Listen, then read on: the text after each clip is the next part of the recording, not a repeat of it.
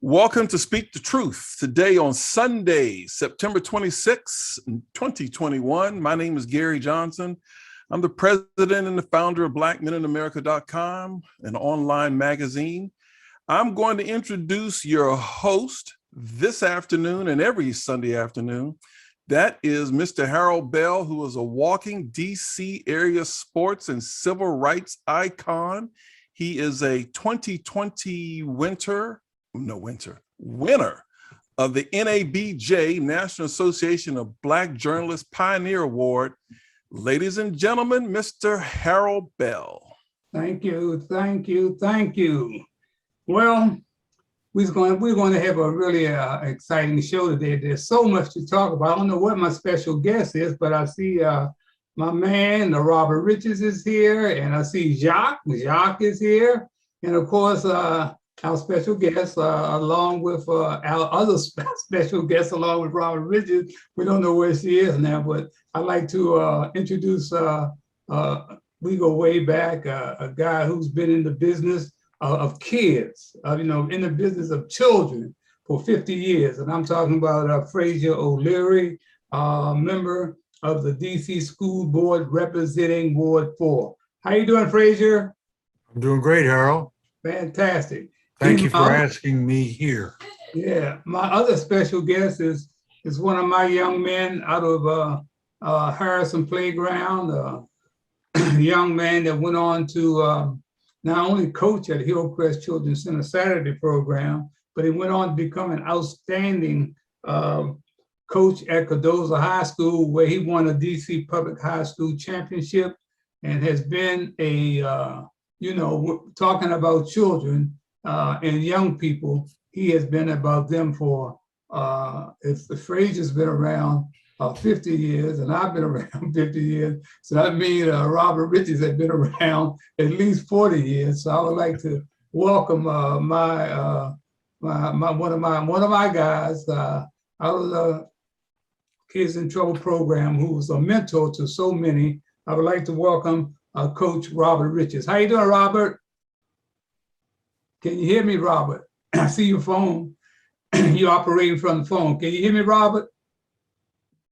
Robert? Anyway, Robert's there. And look like we have Joseph Banks joining us. Joseph, take yourself off mute. Okay, okay, good. All right, Joe, you're looking good.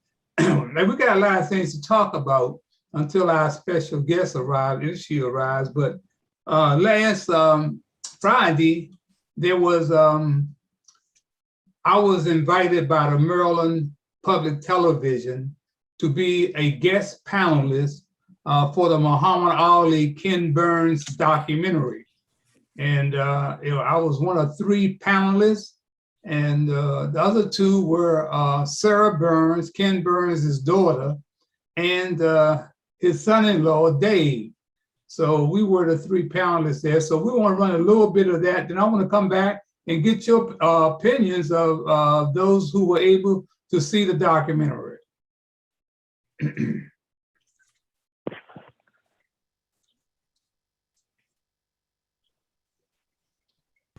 Hello, everyone. My name is Charles, and I work at Maryland Public Television.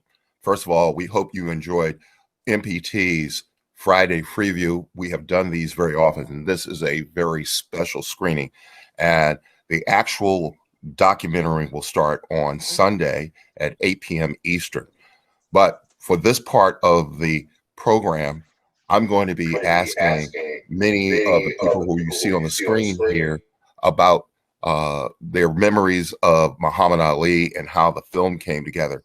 So the one thing I want to let you know is that if you have a question, you're able to put it in the chat function, and then someone will relay that to me, and then I will begin to ask the various guests on the screen about their memories and what they did in making this film. So before we get started, I want to introduce our guests. First of all, one of the individuals here is I'm sorry, I'm reading too many screens, and it's really messing me up. So, say Sarah Burns and David McMahon are the filmmakers of are part of the filmmaking group that put together Ali. They will get an opportunity to tell you how they did all of that. Harold is also one of our guests. He was one of the voices heard in the recent Showtime boxing documentary, The Kings, Hearns, Leonard, Duran, and Hagler. He is a 2020 National Association of Black Journalists Pioneer Award winner. He has interviewed Muhammad Ali many times, and he has some great stories, and I'm hoping we can get to some of those as we're doing it. So let me begin with you, Harold Bell. Let's talk about Muhammad Ali and what he meant to so many people who just knew him as a boxer, but he was more than that, wasn't he? Yes, he was a great human being, man. When I first met him in 1967, on Howard University, I was working in Washington, D.C.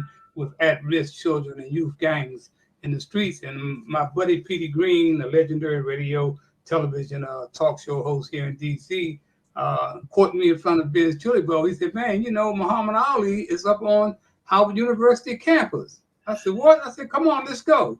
He said, no, man, I got a meeting with the boss. So I walked up to Howard University and I saw all these kids, man, young folks, man, it must have been hundreds of them. And in the middle was Muhammad Ali. They were outside, they were outside on the building. So I walked up and I eased my way up till I was almost nose to nose with him.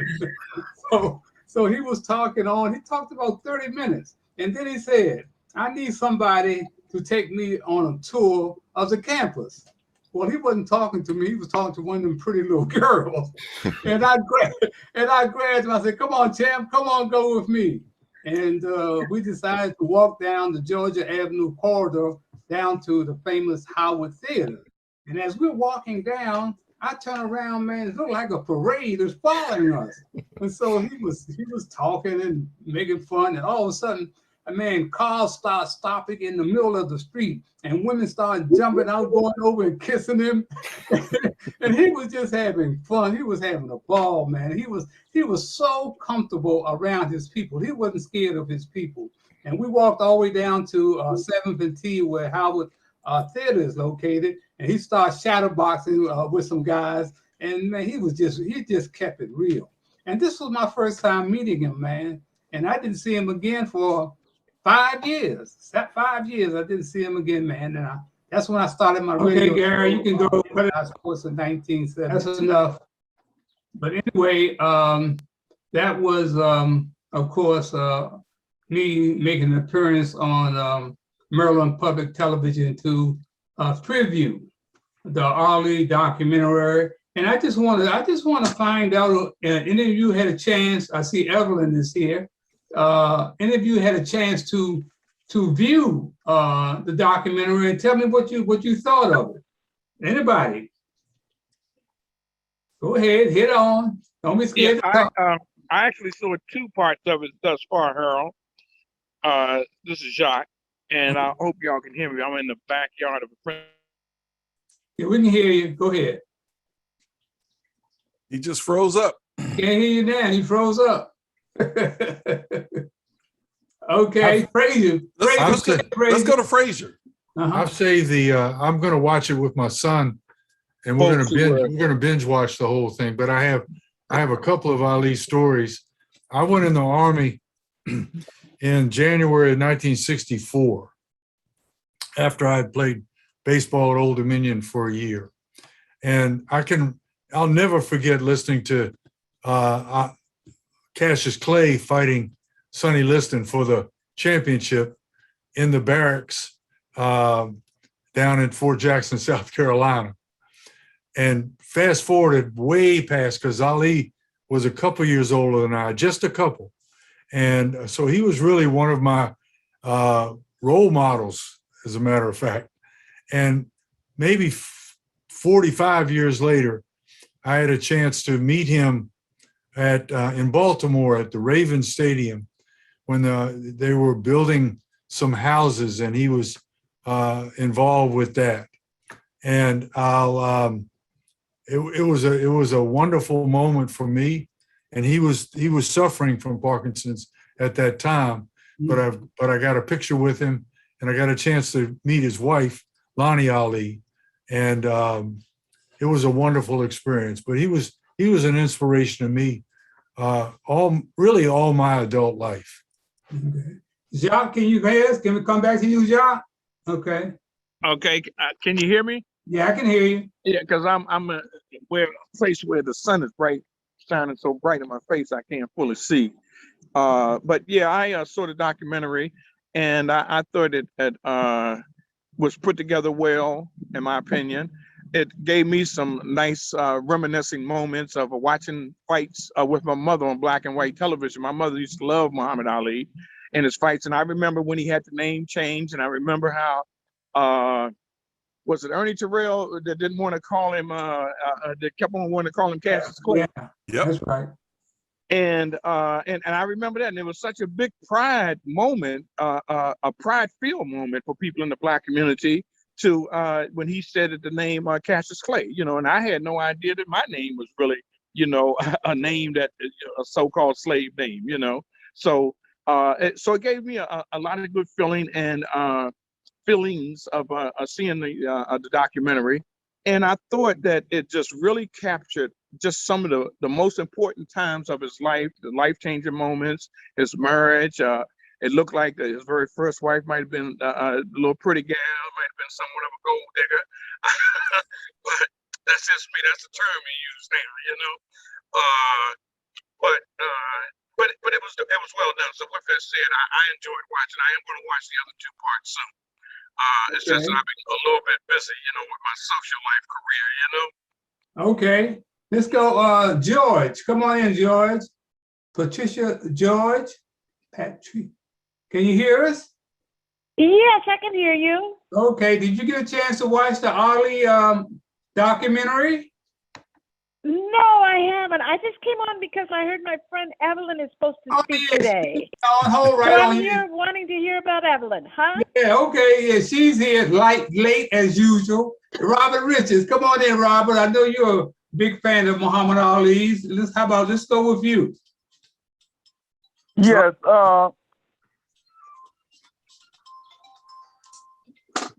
Can hear you, Robert.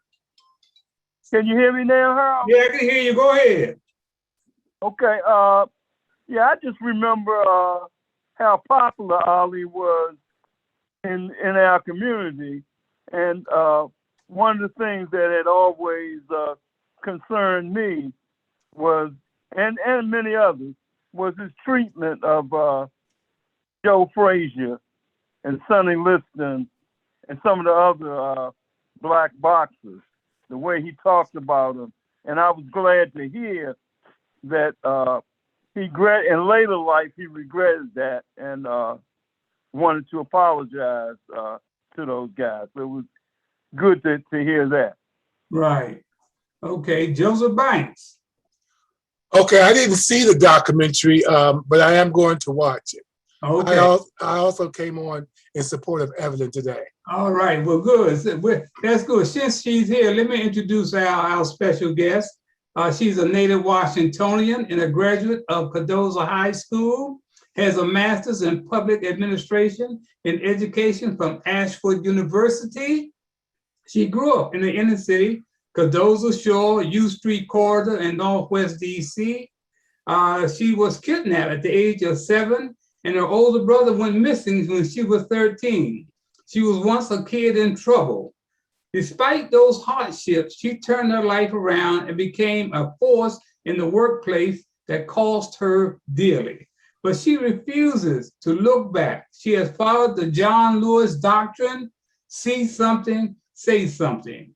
I would like to welcome a kid in trouble, really the wind beneath my wings, Miss Evelyn Smith-Cureton. How you doing, Evelyn? Hi, can everybody hear me? Yeah, we can hear you. Hi, thank y'all Yes. for joining me and supporting me in my book, my first book. I appreciate it. A shout out to Coach Richards and Coach O'Leary and my big brother Bill. Thank you. Thank Patricia and Joseph, everybody that showed up today. Evelyn, tell us, why did you decide to write this book, man? Why did you decide to write this book? Well, I actually thought about it maybe 15 years ago, but I didn't. But I wanted to get it written before my mom passed in 2016. She knew I was writing it, and I got inspired by my great aunt because I would go down North Carolina in the summertime, and she would notice that I was like a little lonely, so she would start me writing with postcards home, just to check in with my mom, and we would call regularly. But then I started liking to write. So she inspired that. And you stated in your book that inspiration can come from anything or anyone. And I know there's several people who are visiting the show today that have been, who inspired you to do greater things. Well, so many people, but as I look back, as far as my community service work, it was this Caucasian white recreation specialist that came over to our community, and she would take us around the community to clean up and stuff. But even though my mom worked in homes and she cleaned all the time, I think she opened it up a wider space for me to do things out in the community. And then, of course, with your program at Hillcrest Children's Center, once I started working there, I started really enjoying mentoring and helping the kids in the community that was younger than me. Frazier O'Leary, tell us about Evelyn and your relationship with Evelyn. Oh, Lord. Hey, Coach. Can't hear you. You still there? Unmute yourself. Unmute yourself. Unmute you. There you go. I want to give feedback. Evelyn played basketball for me at Cardozo High School, Cardozo Clerks basketball. And she was a really, she played on a good team, and she wasn't a starter, but she was dogged. She was the kind of player that you want as a coach. Someone who's always going to give 100% every day in practice, is never going to say no to anything. And she was just great. And we continued our relationship at UDC. I've been teaching at UDC for over 40 years now. And I would see Evelyn on campus, and she was always striving to do better. And the only quibble I have about her book, because the book's title is Poor Little Rich Girl. And knowing Evelyn, I think the book's title should be Rich Little Poor Girl. And I say that, and I mean it, because she is rich now. And she's rich because of the adversity she's had in her life, and she's overcome them. So I like, she can't change the title, but when it goes into its second printing, Evelyn, think about it. Okay, that's what I'm looking for. I'm going for that. Okay, Robert Richards. Come on in, Robert. Tell us about your relationship with Evelyn. Well, I first met Evelyn when she was a participant in your Hillcrest Surgery program. And then years after I took the program over, when you left, Evelyn was a youth counselor for me at that program at a very young age. And things I remember about Evelyn were the values that her mother had passed on to her. And Evelyn was always humble and honest and trustworthy. So those are the type of things that she learned from her mother, and she passed those things on to other people in the community. She's a big success story from that community. Because there were a lot of ways to get in trouble, and she avoided that. She was able to navigate her way through that trouble. So I'm very proud of Evelyn. Very good, Richard. I'm very proud of you. Patricia George, come on and tell us about Evelyn and your experiences with Evelyn. Okay, yeah. I've been working at the community college and at the four-year college UDC, and I started working there as a tutor a number of years ago. And Evelyn was working there as the campus police, and she was also taking classes. So she used to come in for tutoring, and so I would help her all the time. And I was really impressed with how hard she worked, you know, with having a job and going to school and coming to sessions for tutoring. So she and I became friends, and we've been friends ever since. So that's where I know her from. All right. Joseph Banks. Joseph, come on in, Joe. All right. Evelyn and I are new acquaintances. I think we met within the last 10 years. So I don't have any community stories, but we are members of the Greater Mount Calvary Holy Church, where we both serve in the video ministry. And I remember when Evelyn first joined the ministry, she was, excited about it. She always was willing to give an extra hand when we needed extra camera operators and things for other services. She would always be the first to volunteer. She is just a good-natured person. She always would bring treats or water, things she thought we would need because we would be exhausted from the length of the service. She made sure everybody, was refreshed, and she kept everybody encouraged. She always brings a good word, no matter what's going on. Through these last few years that we've known each other, she has had some tragedies in her life, some adversities with losses in her life, but she's overcome them. She, has really been tremendous in the fact that she has dealt with these losses, but yet she has kind of regenerated herself and rebuilt herself up to continue her journey on. So she's a very special person to me. I have started the book and enjoying it so far, but it's just amazing the things that she's come through.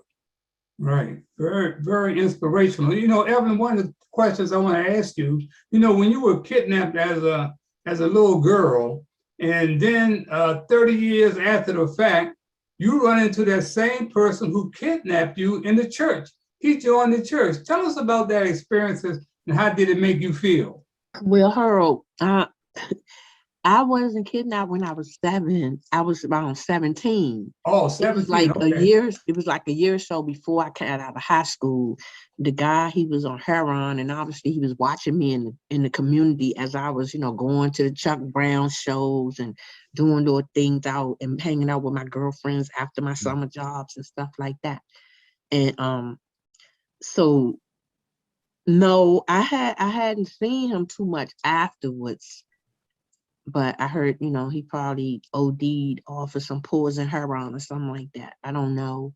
But what was the other part of your question? Yeah. Now he joined the church. He joined No, your church? no, Harold. He didn't join the church. Okay. When we were together, he went, that church, Greater Mount Calvary, used to be an evangelist church on Rhode Island Avenue. Right. And we walked into the church because he took me into the church because he wanted to get some money from the ministers in there to feed his habit. So that's how we ended up in the church. Right. And I think Evelyn, you had some run into some problems with your brother and having a mental breakdown and being in St. Elizabeth. How did you respond to that? Well, I feel as though, I guess, we all live and learn, and history changes itself once people come more exposed to different things. Just like now, I work with people with special needs, and they were held inside the old Oak Hill out there in Laurel, and they was hosing them down, washing them.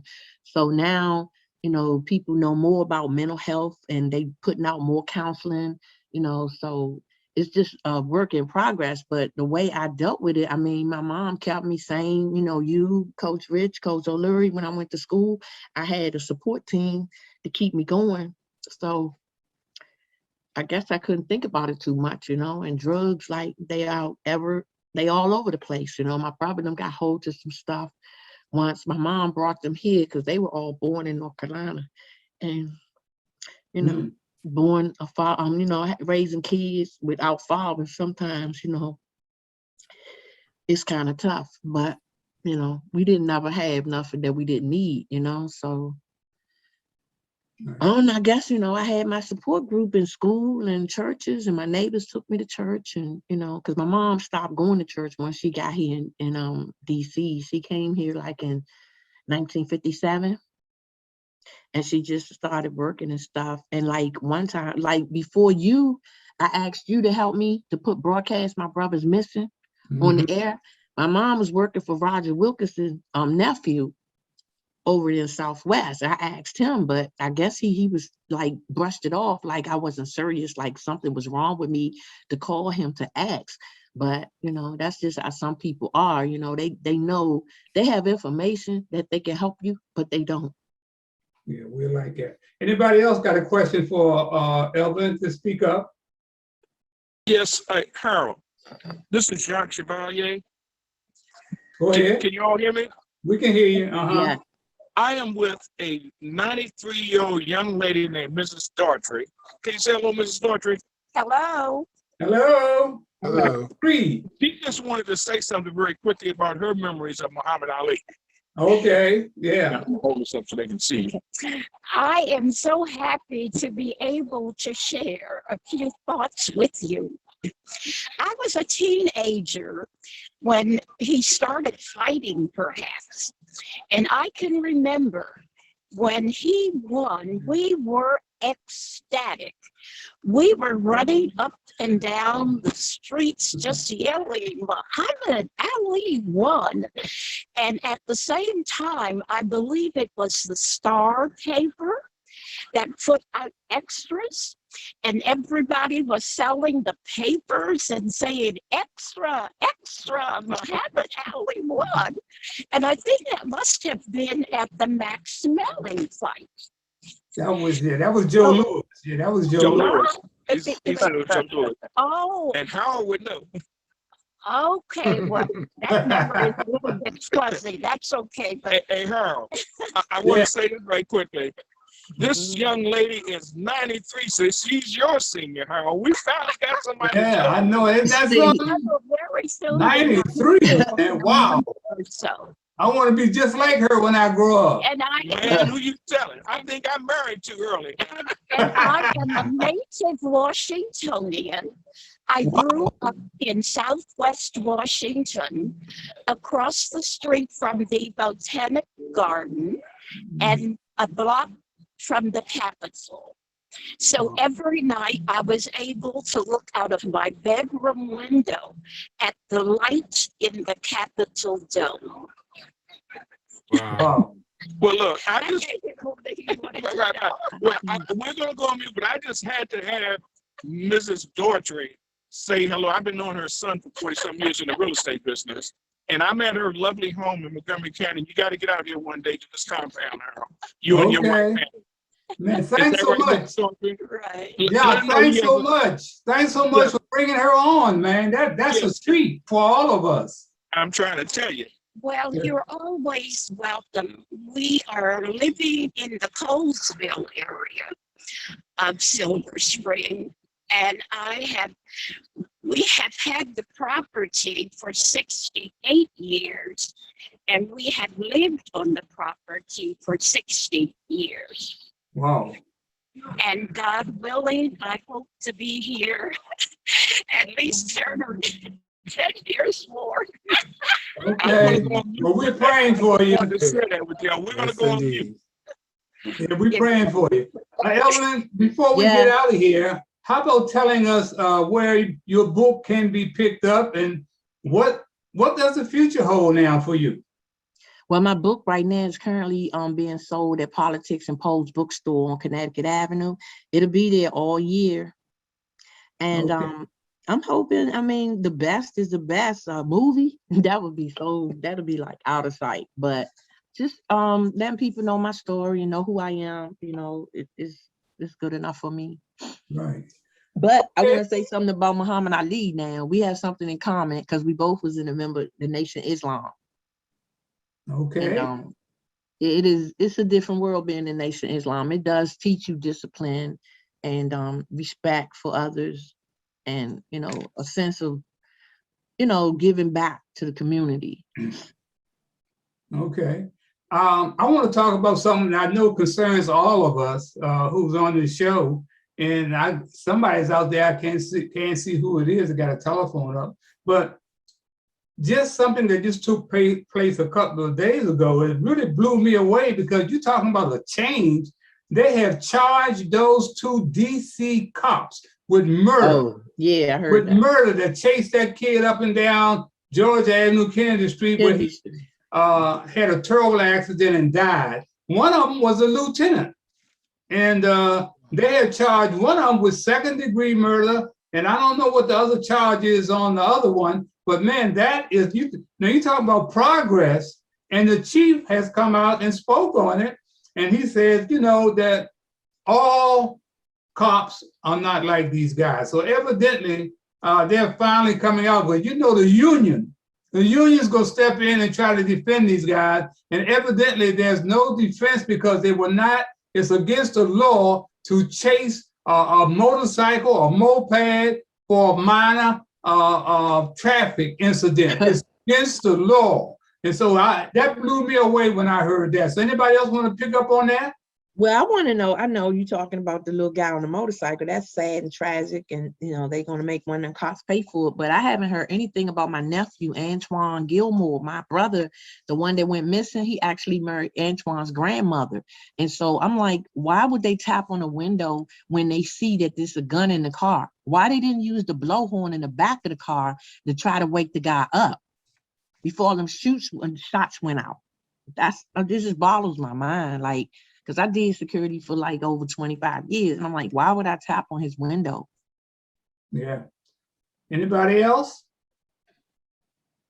That's a Ward 4. That was a Ward 4 incident, Harold. That's right. That's right, Fraser. That's right. And we're working on the State Board of Education. The State Board of Education doesn't have quite the power it had back in the day before Fenty was mayor. But we're working on a resolution about safe passage. They've already done something up on Kennedy Street to slow the speeds down and work with speed humps and things like that. But it's up to the community to start raising their voices about these things. This, as you said, this is really the first time, and I've been here since 1966, and this is the first time in the last year that the police leaders have been talking about how the policemen are breaking the law. You never heard that before. So what we need to do as a community is hold those people accountable for not doing what they're supposed to do. That's right. And you know something else, another police story is that now all of a sudden females have come out, and this has been going on forever. Sexual harassment in the police department. I know some of the biggest sexual harassers who were lieutenants and captains and everything when it came to women in the police department. This goes back years. Now the women have decided to step forward and you know, bring a suit, man, because this has been a continuous thing with police abuse in our community. Not only police abuse against other police, but against all of us as residents. We haven't felt safe. Anybody want to pick up on that? That's it's a group of female police officers. Okay. I think it's 10 police officers who are bringing a lawsuit. And the thing about that is, and just to piggyback on what you were saying, Harold, is if they treat the female police officers that way, then how safe is it for any female in the city to be treated by the police? That's right. Gary, there was a piece on today on Face the Nation, and this represented Tim Scott, who's a Republican. They had him on there, and he was talking about there should be no defunding of the police department. And he went on to defend the police department. Here's a guy from South Carolina. So much hell has been raised down there in South Carolina when it comes to police brutality, but he has become the spokesperson for the Republicans. They put him out front, and he defends anything that they want him to. So he was on Face the Nation today, and it was just sickening, you know, to see a black man, you know, saying the type of things that he was saying, man. It was a plantation mentality that was coming from him. So when he went off, like Gary, we had that piece, but I want to show you the follow-up of the Democrat and what she said about it. Here she is now. Now, Pramila Jayapal of Washington is leading the progressives in the House and joins us on set. Good morning to you. Good morning, Margaret. Congresswoman, I want to get to this very busy agenda, but first, have your reaction to the conversation we just had on police reform. Senator Scott specifically referred to the city of Seattle, right, in your district, as an example of what goes wrong when you cut funding. The city did cut the police budget 18%. Crime did go up. The mayor has asked for more money. But does the senator have a point when he says this just shows it is not time to reduce funding for police? Margaret, I just have to take everyone back to 8 minutes and 46 seconds. That's what we're talking about. The 8 minutes and 46 seconds that led to George Floyd's murder, the chokeholds and everything that have been happening across the country with Breonna Taylor. And the reality is we need real accountability. And I think that Senator Scott was just not willing to admit that he doesn't want real accountability for our law enforcement to treat people humanely, with dignity, and we've got to transform public safety in this country, or we are not going to give Black and brown people a fair shot. And he argued Democrats were the ones to walk away. We're going to check in on that conversation next week again. I want to get on to the business right ahead of you. Okay, thank you, Gary. Let's bring Chris in. Chris, deal with what she just said and about, of course, Tim Scott and his support of this police. Well, none support of police reform. It's like you said, Tim Scott, that's his job. His job is to be the black face to defend white supremacy. That's the only reason he would be a senator for the Republican Party. He's and represents the party that is flying the Confederate flags and elected Donald Trump and that had the Tiki Torch rally and insurrection. That's the party that he's a part of, that he chooses to be a part of. And then he chooses to be the mouthpiece. As you pointed out, Mr. Bell, whenever there's a bill that is particularly racist, guess who's front and center for the Republicans? Who's right next to them signing that bill? It's always Tim Scott. Always Tim Scott, because he's the only black man they could find that doesn't have that level of dignity and that can go to sleep at night after, carrying the water that he does for them. So there's not much to say beyond that. And Pramila Jayapal is pretty good in the progressive House, but as a whole, the progressives are getting rolled pretty regularly, and that's an issue, that there is no strong leadership on the progressive side of things. So anybody who has those priorities of like healthcare and environmental justice, things like that, police reform being one of them, getting money out of politics, it's looking pretty bleak when people like AOC are crowned to be the leaders of the movement, and they've been proven to be pretty weak. I mean, better than the McConnells and the Nancy Pelosi's of the world, but there's still a long way to go in terms of getting the progress we need from the inside and the outside. It's an argument of whether it needs to be outside pressure from activists to get changes, or it needs to be, from the inside of the government. It needs to be a little bit of both, because we're not going to get enough from the inside. There's not enough power. The system is designed to be corrupt. There's no changing a system that is supposed to function the way that it functions. It's just not going to happen.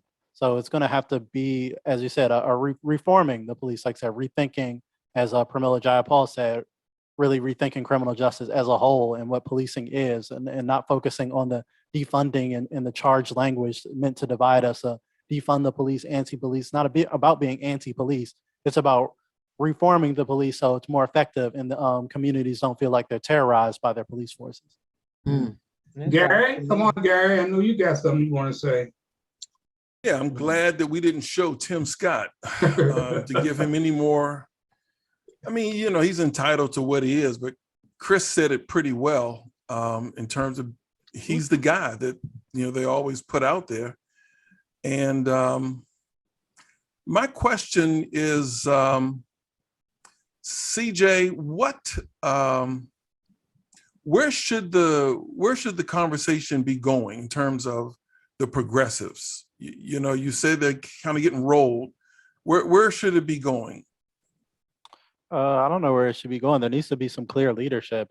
Bernie kind of had, galvanized a lot of the young people in the movement, but after his movement got tanked twice, and it was shown that Democratic leadership would never allow that to happen under any circumstances.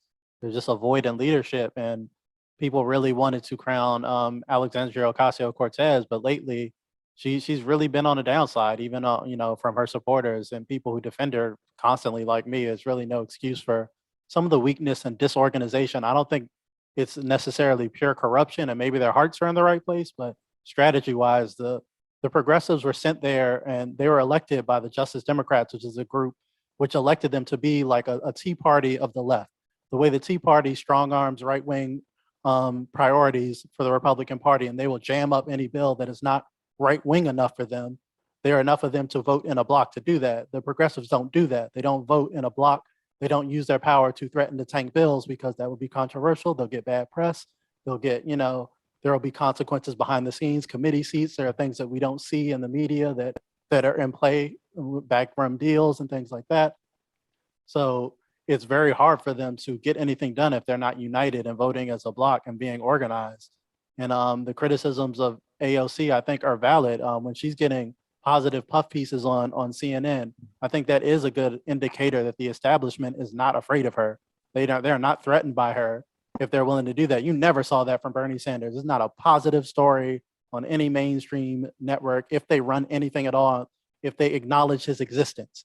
So if there's a very, very clear indication of how she's treated and her willingness to play ball that is really deflating people on the movement, the left-wing movement, who are looking for that next leader. Okay, who are we going to rally around now that Bernie he's up there in age, he's not going to be around forever. What is who's going to be the next face of the progressive movement? And I don't think there is a strong face. And I think the infighting is going to be extremely detrimental unless the left comes together and gets some real strategizing together. It comes down to strategy and leadership, and there's a lack of both coming from the progressive wing. And until then, they're not going to get anything done. Biden's not progressive, and he's not going to be pushed left, and by a party that's not unified. Let's move on to another important subject to all of us. What about this COVID-19 booster shots? We got the worst death rate in American history right now. Is it mask or no mask? We letting our kids go out there and play football and come down with COVID. My brother-in-law is a coach at Wise High School. Yesterday, they took on Oxon Hill. They couldn't play the game because 15 of the players came down with COVID. They had to forfeit the game. And this is going to continue to happen. Where is the leadership? What should we do, gang? This no mask, yeah mask. What the hell is going on? Somebody tell me. I don't have a clue. I don't go nowhere without my mask. My wife don't allow me to go out the house without my mask on. All right, let me hear it. Well, I know my granddaughter's school, they had COVID in there twice since they reopened and kept. I don't know why they keep opening it, but it's something they're not doing right in there. Fraser, you're on the school board. What's happening, man, as far as the DC public school system is concerned? Where to do it? Where do they stand? Well, the mayor came out and said that everyone has to be vaccinated. All adults have to be vaccinated by the end of October. Give me a shot. I'm vaccinated. I'm ready to get my booster. If I need a fourth one, give me the fourth one.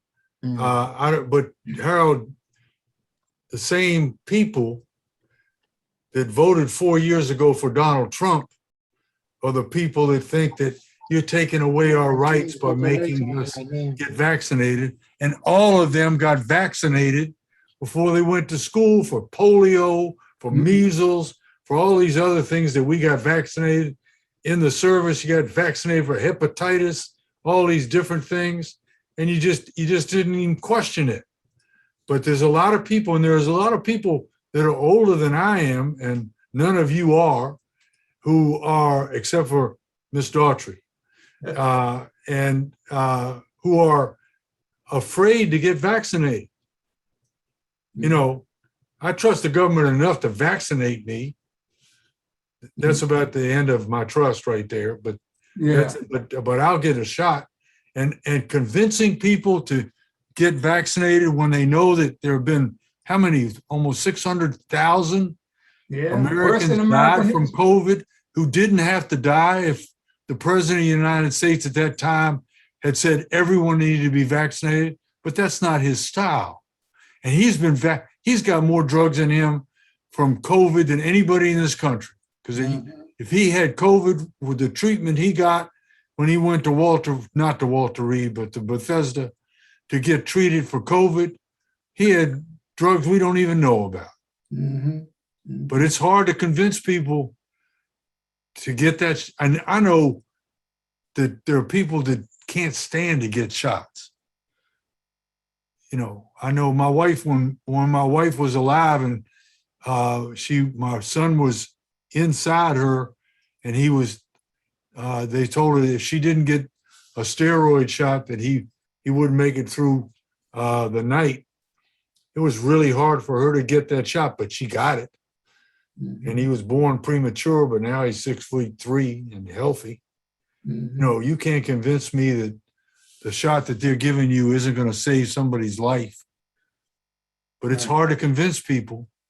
Everybody's got to buy into it. And this is not a country right now where you can say that there are 50% or 60% of the people are for anything. Yeah. I mean, what CJ had to say, that was fabulous. I agree with everything you said. I was going to put my number in the chat so you can work on somebody's campaign.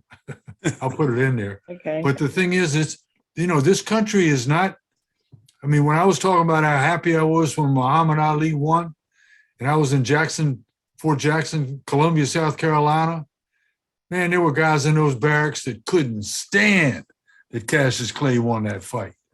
And things haven't changed, and that was 1964. Okay, Pat, you want to say something? Yeah, about the vaccine, I got both shots back in April and May. And I'm almost 65, so I'm almost at the point where I need the booster shot. But I went to the CVS yesterday and got my flu vaccine, and I asked them about the booster shot. They said I can't get it because I got the Moderna. I had to take the Pfizer shot, and I didn't take Pfizer. So it is a little confusing because it does say, you know, if you're 65, you're ready to take the booster, and I'm going to be 65 next March. But I hope more people start taking the shot because it's a problem. You know, we have all these people that don't get the vaccine and then they get sick. And I have a sister who owns property in Boise, Idaho, and I understand the hospitals there are just crammed full of people, and they're really having problems. So there's a lot of places that are having problems because of people not being vaccinated. So that's a problem. Okay, Robert, you want to add something? Yes, I had my shots back in, I guess, around February, and I'm ready to take the next one. I just think it's important that everybody gets the shot. I don't know what's holding so many people back from not getting the shot, but I think it was a good move by the mayor to require the athletes in our league to get the shots, and also the adults around them. So hopefully that will help, because from what I understand, some of the teams are still struggling to put teams together. So hopefully with people getting the shots and everybody getting vaccinated, we'll have enough players on these teams. Okay, Joseph? The whole thing is confusing to me. You know, I grew up in the 60s, and we were always being, as kids, marched off to get some kind of shot. Measles, mumps, rubella, everything. It's like every other week there was a shot. And I don't understand what the fear is of getting this shot if it's going to protect us. I often say to people, when we get in the car, you automatically put the seatbelt on. It's there to protect you. These kids playing football, we put shoulder pads, mouthpieces in their mouth. We don't think about it twice. It's there to protect you. That's what this vaccination will do. It's going to protect us. But people are so in a panic over wearing a mask and fighting over mask wearing in public or mask wearing outside, when the mask is there again to protect you. And if more people would get the shot, wear the mask, we would be out of this whole pandemic sooner than later. So it's just it's confusing, and it's very disappointing to see the conduct when I go on social media, how some people act in public and how they make issues. I saw something in Florida the other day. They were dealing with the school boards, so I guess they went against the governor down there on his mandate that they couldn't make the kids wear masks to school. And they even had some of the little kids speaking, asking the school to allow them not to wear masks when they know this is their child and their child could be dying. But they had 10-year-old children, 8-year-old children speaking, saying, you shouldn't tell me how to dress. You shouldn't tell me what to wear. It's my mom's job. It's my dad's job. But hey, this is the federal government, and these are the CDC and the health department. They're trying to protect you and save your life. So it's really disheartening to see the actions that some of these adults have taken. That's right. I see Panton Ali, you're on mute. Says, speak what you seek until you see what you said. Can you hear us? Yes, I'm sorry. That's all right. Go ahead. You want to add something to the conversation? I joined late, but I was here to support Miss Cureton and her biography. Okay. All right. You know what, Mr. Bell? CJ, you're down in Florida. What do you give us? Wrap it up. Bring us up here on this vaccine. On the vaccine, I mean, I think it just speaks to one, people already mentioned the polarization of the issue, that has become a political issue and not like a science and health issue more for a lot of people, because a lot of people, they just don't believe it. And I think it speaks to the distrust in the government. People really don't believe the CDC has their best interests in mind, and they have some good grounds for skepticism. CDC has had some corruption. They take kickbacks from the same pharmaceutical companies that they regulate at the same time. So I'm not saying that the vaccines don't work. They've shown to work. But I think another issue that a lot of people talked about is the messaging. It's been very confusing. And some of that is just because of the nature of the virus is new and they're learning new things. But Dr. Fauci went on national TV and said masks don't work. And then later on said, oh, I said that to save the masks for the frontline workers. So that's why I lied. But you can't go lying on national TV when you're supposed to be the face of public trust, even if it's a logical political reason to do so. So again, that's making people confused. It's making people second guess what they're being told from the government. So, but at the same time, I think if they change the messaging of the vaccine, instead of marketing it as a vaccine and saying it's a COVID protection shot, it's a COVID booster shot, because it's extraordinarily effective at keeping you from getting hospitalized and dying of COVID. But a lot of people's argument that I've heard is, well, you can still catch it. It's not a vaccine if I could still catch COVID. Again, what goes back to the confusing messaging. People who are vaccinated are still having to wear masks. We're still social distancing, and all of those different regulations in different places are confusing people. And a lot of people don't know what the truth is at this point, and they're making some, what I, personally think is a bad health decision. I think, if you look at the data, the vaccine is extremely effective. Yes, you can still catch COVID. You can still get sick. You can still get breakthrough infections. There's like a small contingent of people that have died from those breakthrough infections, but it's nothing close to the number of people who are dying of COVID. So yes, there are risks with the vaccine like there are with any vaccine, but like, is that risk a bigger risk than just catching COVID, which is killing 3,000 people a day or something crazy, or still at a crazy rate? That's maxing out ERs in mostly red states, which shows you again that it's a political issue. These Republican states with lax regulations that have less people vaccinated, like my dad said, like down here in Florida, where it's a lot more stress on the system. So, and it's not those people's fault that our medical system was not equipped for a pandemic. It's not those people's fault that don't trust the government. Yes, like I think they're making a bad health decision. And I think the best analogy is the vaccine is like a bulletproof vest. A bulletproof vest won't prevent you from getting shot. And if you get shot in the wrong place, with a certain type of gun, you still might die, but you're better off having the vest. That increases your chances. And I think that's the most logical decision you can make. And I think we just need to start making the case of the vaccine like that, instead of trying to shame people or force people to get the shot, because that's just going to make them more resistant and more vaccine resistant if you try to shame them or ridicule them or, insult their intelligence or say they're conspiracy theorists. As much as that might be true, and it might be fun dunking on those people, that's not an effective way to convince them to get vaccinated. So we really need to be on the persuasive and change the messaging so we can actually convince people to get this free life-saving vaccine that, again, became a polarizing political issue.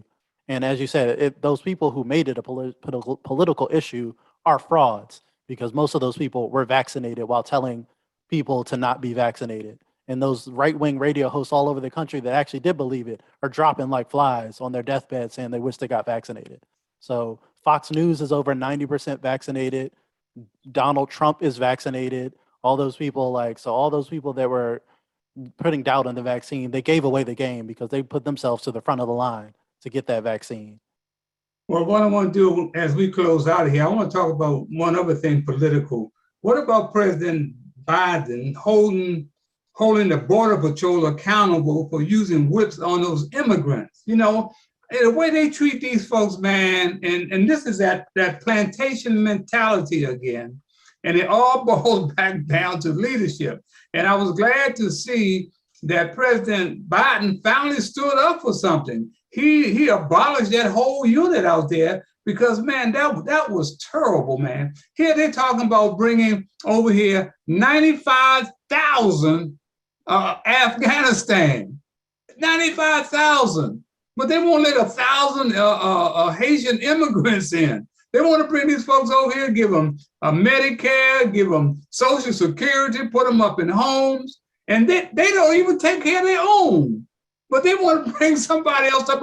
Well, they was with us for 20 years. Well, hell, we've been with you for 400 years, and you still ain't taking care of us.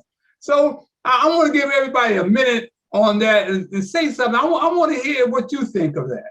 Let's start up top there. O'Leary, take a minute. Take a minute, O'Leary. What he said.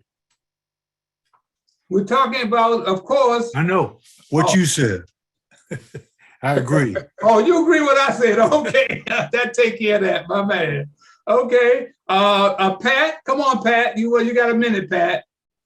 Oh, okay. I don't know if I could talk for a whole minute about it, but I want to say I agree with you too. I think what was awful was seeing on the news those people on the horses with whips or reins or something, right, hitting those people. And they said they were just trying to get food. They had bags of food, and so they were attacking them. And I think that's awful. I'm glad Biden finally stood up for it. Me too. Robert Riches? Yes, I agree 100% with what you said. And it looked like those guys were the slave catchers, guys out catching slaves. Right. Absolutely, Robert. Look like slave catchers, man. Evelyn, are you still with us? Yeah, I'm here. I'm like, I was looking at it and visually I'm like, is this really happening? Yeah. He is on a horse pulling this man down. Mm-hmm. Incredible how stuff can just reverse. I mean, let's not let history reverse itself. That's right. Joseph? Yeah, I'm glad President Biden stood up as well. I mean, it's a horrible thing when you see when you look at it in two different views. You have brown-skinned people over here being treated one way, and a lighter-skinned people over here being treated another way. You can just see it. It's obvious that they were going back to that plantation mentality when they were dealing with these Haitians versus the Afghanistans. And first of all, we were with them. They were never really with us. We went there to save their country, to protect their country, just like we got into Vietnam. So they should look to us. And so they should be treated the same. So anything that we're giving them, we should do the same for the Haitian people. Medicare, whatever you're giving up, whatever kind of programs, that should be established to help those immigrants as well. All right. Jacques? Yeah, thank you, Harold. I'm like everyone else. I agree totally with what you said. Race will always matter in America. I can't say the world because I haven't traveled the world, but race definitely matters, and it's definitely a light-skinned, dark-skinned thing that's going on with the immigration policies. And it's good that Biden did come to a census, and hopefully the Congressional Black Caucus won't party too hard the next couple months and continue to press Biden on this issue to try to rectify it correctly and justly. Look, I have a French name, so I got a Haitian connection. So I definitely want to see justice for my brothers and sisters out of Haiti. If that's it, I'm on mute. All right. Okay, well, hey, I want to thank everybody. I got one thing. Evelyn? No, Well, CJ wanted to get in. Oh, okay, CJ, Yeah, you got just- something last. Okay, go ahead, CJ. Yeah, just real quick. I would hesitate to give Biden too much credit because, like most of the good things that Joe Biden's administration done, you got to look at the fine print. He didn't hold those officers accountable. They said they will ban the use of horses for that unit. So they didn't change the policy either. They're still not going to grant those, at this point, those Haitian immigrants asylum, using COVID as an excuse to keep Donald Trump's border policy intact. So they haven't changed the policy on the border. They're still operating like Trump did at the border. And also, like I said, they didn't hold the officers accountable. They held the horses accountable. So there's still a lot more work to be done in the border reform, in the immigration reform, and actually changing the policy and treating people humane instead of just banning the optics because the horses made it look extra racist. Right. Wow. Well, hey, once again, we got to get out of here. I just want to say, that every black face you see ain't your brother. Every white face is not your enemy. And remember, you cannot soar with eagles if you're hanging out with chickens. Gary, you got it. Take us out. This has been a great show, and I love the fact that we've had people from all across the country and the community and the perspectives. You can see this show probably first thing tomorrow on blackmeninamerica.com, and you can forward it to your friends. And that's the beauty of the internet. We are the equalizer. All you do is forward the link and the word gets around. And nobody can tell us what to say or do because we speak the truth every Sunday. You can contact me or Mr. Bell, and we're going to help Evelyn sell some books because I'm going to help you. We're going to get some information. We have a book section on blackmeninamerica.com, so we'll help you sell some books. All right, everybody, that's it. Be safe. Wear your mask. Get your shot. I know I'm vaccinated, so we'll talk to you later. See you next time on Speak the Truth. Thank you. Thank you. Thanks. Bye. Bye-bye. Bye.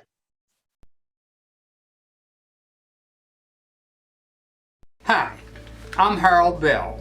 My wife Hattie and I founded a nonprofit organization in 1968, shortly after the riots that almost destroyed my hometown, Washington, D.C. The program caters to the needs of at-risk children as it relates to social services such as education, law enforcement, drug abuse, gang-related violence, and other antisocial behaviors.